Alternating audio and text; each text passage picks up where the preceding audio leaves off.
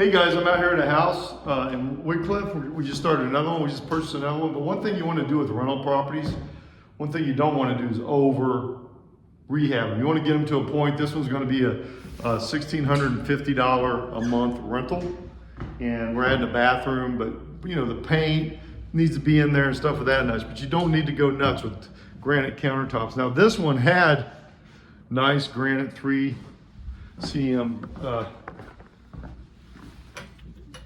granite, so that was already here. We didn't put it in here, but that's always nice. And all the refrigerator and stove, and that was all here before we started. But just be careful how you do these, because you don't want to put too much money into them. They're called income properties. When you go to sell them, then you want to put a little bit more money into them. But again, be careful how you do that.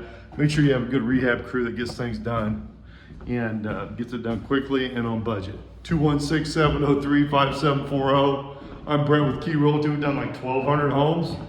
We keep things on time, on budget, and we keep you updated on our process. Again, thank you. Check that website below. Thanks.